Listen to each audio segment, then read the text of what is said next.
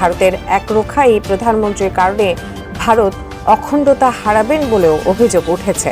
তবে এবার নরেন্দ্র মোদী পদত্যাগ করছেন বলে খবর উঠেছে, এমনকি রাজনীতি থেকে অবসরের কথাও শোনা গেছে।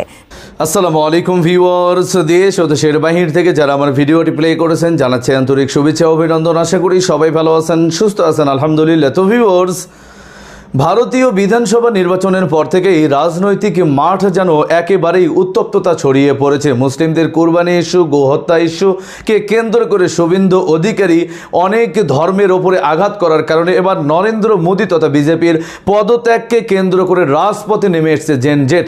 দর্শক, এই মুহূর্তে আমরা জানবো যে শুভেন্দুর কারণেই কি নরেন্দ্র মোদীর পদত্যাগ নিশ্চিত হয়ে যাচ্ছে? নরেন্দ্র মোদী কি শুভেন্দুর কারণেই গদিটি হারাতে যাচ্ছে? কি ঘটতে যাচ্ছে ভারতবর্ষে? বিস্তারিত আপডেট জানবো আমরা রিপোর্টে। সো ভিডিওতে যাওয়ার আগে ছোট রিকোয়েস্ট করবো, যারা চ্যানেলটি সাবস্ক্রাইব করেননি সকল আপডেট সবার আগে জানতে অবশ্যই চ্যানেলটি সাবস্ক্রাইব করে পাশে রাখবেন। দর্শক আসুন স্ক্রিনে। ভারতের এক দশকেরও বেশি সময়ের প্রভাবশালী প্রধানমন্ত্রী নরেন্দ্র মোদী তার সময়ই প্রতিবেশী দেশগুলোর সাথে সবচেয়ে বেশি বৈরী সম্পর্ক ভারতের।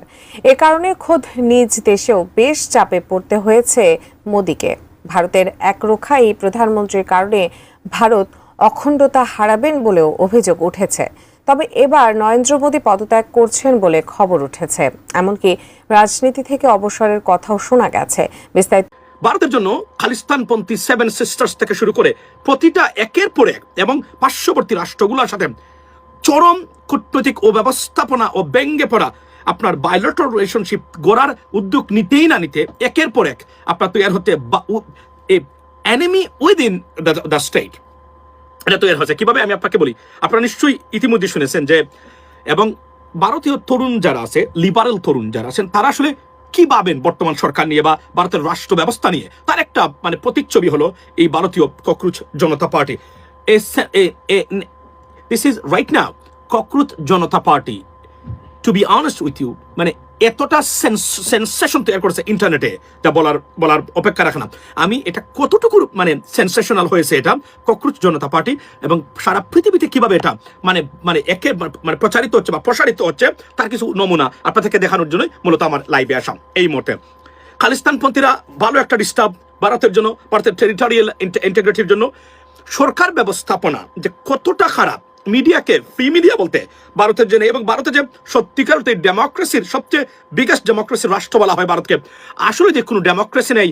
দিস ইজ আমি ফান্ডামেন্টাল হিন্দুক্রেসি এই শব্দটা আমি তৈরি করেছি, আপনারা এটা ইউজ করতে পারেন, এবং গ্রামাটিক্যালি অ্যাবসলিউটলি কারেক্ট এবং আপনার অ্যাকসেপ্টেড বা ওর অ্যাকসেপ্টেবল হিন্দুক্রেসি। এই যে fundamental Hinducracy right now in the disguise of so called democracy in India, ladies and gentleman. এবং মিডিয়া যে কতটা বিপজ্জনক বা কতটা কন্ট্রোলড, ঠিক শেখ হাসিনার কার্বন কপি অর্থাৎ বর্তমানে ইন্ডিয়াতে ভারতে যে মিডিয়া চলছে, যে নাম দেওয়া হয়েছে গদি মিডিয়া। এই ককরোচ জনতা পার্টি কিভাবে শুরু হয়েছিল আপনারা নিশ্চয়ই জানেন। সুপ্রিম কোর্টের একজন বিচারপতি নতুন যে আনএমপ্লয়েড বা জেনজি যারা বর্তমানে আনএমপ্লয়েড, কাজ নাই, কর্ম নাই, তাদেরকে ককরোচের সাথে তুলনা করেছিলেন যে কোনো একটা বিষয় নিয়ে। উনার সেখান থেকেই শুরু, এবং এই ভদ্রলোক একের পর এক, এবং উনি পৃথিবীর যত স্টার আছে সবচেয়ে fastest growing social media sensation হচ্ছে এই অভিজিৎ। এবং এটাই আজকে তার এই এক সপ্তাহের ভিতরে সারা পৃথিবীর বাগা বাগা মিডিয়া তার ইন্টারভিউ নিয়েছে। ভারতের প্রত্যেকটা মিডিয়া, বিশেষ করে গদি মিডিয়া, রিপাবলিক মিডিয়া, যেটাকে আমরা গদি মিডিয়া বলি, আপনারা নিশ্চয়ই ব্যঙ্গের মতো নাচতে দেখেছেন সেই ময়ূখ রঞ্জনকে আপনার পশ্চিমবঙ্গের, যেগুলা ভারতের জন্য আশীর্বাদ নয় অভিশাপ হতে যাচ্ছে খুব শীঘ্রই। এটা প্রমাণ দেখার জন্য আপনাকে কিছুটা মাস অথবা বছর হতে পারে অপেক্ষা করা লাগতে পারে, but it is certainly going to happen, ladies and gentleman. So এই cockroach party media, it draws a serious media attention from across the globe or across the most respectable এবং widely accepted আপনার media outlets, ladies and gentleman. আজকে আমি দুইটা জিনিস দেখাবো যে আজকের দিনের ভিতরে কি ঘটেছে। এই ককরোচ মিডিয়া তারা বলছেন যে লিওনেল মেসি, ক্রিস্টিয়ানো রোনালদো অর্থাৎ পৃথিবীতে ফাস্টেস্ট 1 ঘন্টার ভিতরে বা একদিনের ভিতরে ফলোয়ার্স সংগ্রহ করেছেন, এই জন্য যত স্টার আছে সবাইকে পিছনে ফেলে ককরোচ জনতা পার্টি, এবং তাকে অলরেডি এই অভিজিৎকে রাষ্ট্রদ্রোহী, সন্ত্রাসবাদ বা টেররিস্ট হিসেবে আখ্যায়িত করেছে ভারতীয় গভর্নমেন্ট। এন্ড বুঝাই যাচ্ছে ভারতে যাওয়া তার জন্য হারাম হয়ে গেল সারা জীবনের জন্য। অবভিয়াসলি দেশ এবং জাতির জন্য যারা সংগ্রাম করে তাদের এই পরিণতি হয়, এবং এই পৃথিবীটা যে আমাদের এই যে হ্যাবিটেবল মানে যারা করেছেন তারা এভাবেই জীবন সংগ্রাম নিজেকে উৎসর্গ করে গেছেন এবং স্যাক্রিফাইস করেছেন সারা জাতির জন্য, সারা জনগোষ্ঠীর জন্য। এই যে ভদ্রলোক সে যুক্তরাষ্ট্রে থাকে, এখান থেকে যেখানে একটা জিনিস সে শুরু করেছে, তার দেশপ্রেমটা কোন জায়গা, ঠিক আমাদের মতো আমরা যেভাবে খেয়ে না খেয়ে কোনো দরকার নেই আমাদের, আমরা চাইলে মানে সবার সাথে সম্পর্ক ভালো রেখে আমরা বুক ফুলে চলতে পারি, আমরা বলতে পারি এই সেই কানেকশন দেখাতে পারি, ফটো তুলতে পারি মন্ত্রীর সাথে, আমরা এমপির সাথে, বর্তমানে এরা তো আমাদের মানুষ, আরো যারা আছেন সবার সাথেই, রাইট? যখন শেখ হাসিনা ডেসপারেট ছিল সোশ্যাল মিডিয়া অ্যাক্টিভিস্টদের কোনোভাবে ধরে নেওয়ার জন্য, তখনও একটু সুযোগ করে দিলেই অনেক মানে খেলা কিন্তু এখানে জমতে পারতো। বাই দ্য ওয়ে, এখানে বলে রাখি, সে কিন্তু জানে, সে লেখাপড়া করা লিবারেল একজন মানুষ, সে ফান্ডামেন্টালিস্ট না, সে বুঝেছে what is happening in India, যেভাবে ইন্ডিয়া যাচ্ছে is about to a breaking point ইন্ডিয়ার জন্য। এটা মানে কেননা আপনি একটা বৃহত্তর রাষ্ট্র, সেখানে যদি আপনি ইউনিটি স্থাপন না করতে পারেন, সেই দেশ ভাঙতে বাধ্য। পৃথিবীতে যত বৃহৎ রাষ্ট্র ভেঙেছে, সোভিয়েত ইউনিয়নের কথাই বলেন, যদিও এটাতে অনেক ষড়যন্ত্র আছে, আই আন্ডারস্ট্যান্ড দ্যাট, বাট আপনাকে তো চাইলেই পারবেন না, আপনাকে এই ঘটনাগুলো আর সুযোগ দিতে হবে। আপনাকে যখন মানুষ বিক্ষুব্ধ হবে আপনার মানে দেশের ভিতরে, মানে ইউনিটির বাহিরে গিয়ে, তখনই আপনি যেখানে বারবার আপনাদেরকে বলি না যে আওয়ামী লীগ ফিরতে পারে শুধুমাত্র জামাত বিএনপি যখন একে অপরের রক্ত খাবে রাস্তাঘাটে পড়ে, এর বাহিরে আওয়ামী লীগ বাংলাদেশের জীবনে ফিরতে পারবে না। That is the bottom line. যদি এই জিনিসটাই তারা চায়, এই কেওসটা, এবং এই যে কিছু আমাদের মানুষ আমরা মনে করি সোশ্যাল মিডিয়াতে সারাদিন এনসিপি জামাতের বিপক্ষে লেবে, মনে হচ্ছে জামাত এবং এনসিপি তাদের চরম শত্রু।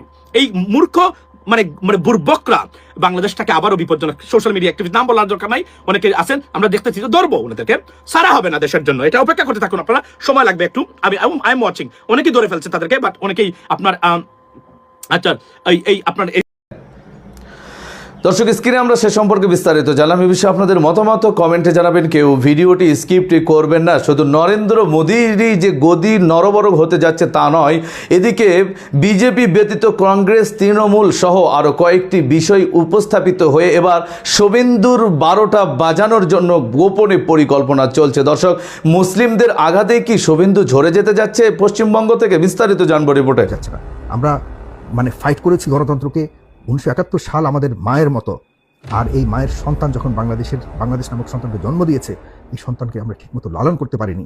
বিখ্যাত মনীষীরা বলে গেছে, স্বাধীনতা অর্জন করার চেয়েও স্বাধীনতা রক্ষা করা কঠিন। আমরা সেই স্বাধীনতা রক্ষা করতে পারিনি। আমাদের সার্বভৌমত্ব বারবার চুরমার হয়েছে, আমাদের সার্বভৌমত্বকে বারবার পকেটস্থ করা হয়েছে ষড়যন্ত্রের মাধ্যমে, উপনিবেশিকবাদের মাধ্যমে, সাম্রাজ্যবাদের মাধ্যমে। এখনো পর্যন্ত শুধুমাত্র আমাদের জাতিকে দ্বিধা বিভক্ত করে এই ধরনের সুযোগগুলো নিচ্ছে পার্শ্ববর্তী দেশ। এখন তাদের কনসেপ্ট চেঞ্জ করে আমাদের কিভাবে বিভিন্ন রকম চাপের মুখে ফেলা যায়, আমাদের অর্থনীতিকে ধ্বংস করা যায়, এবং আমাদের ভিতরে কিভাবে একটা বিভাজন তৈরি করে নতুন একটি শক্তিকে আবারও এই বাংলাদেশে স্টাবলিশ করা যায়, সেই চেষ্টা করে যাচ্ছে। যার অংশ বাংলাদেশি নাম দিয়ে শত শত মানুষকে ইতিমধ্যে উশির করার সফল হয়েছে।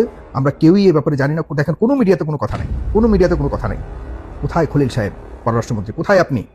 কোথায় পররাষ্ট্র প্রতিমন্ত্রী? কি যেন নাম, লন্ডনে সারা জীবন ছিলেন, কখনো দেখিনি ঠিকমতো কোনো পররাষ্ট্রনীতি নিয়ে কথা বলতে, কোনোদিন কখনো আগের সরকারের ব্যাপারে কোনো ধরনের ইয়ে করতে।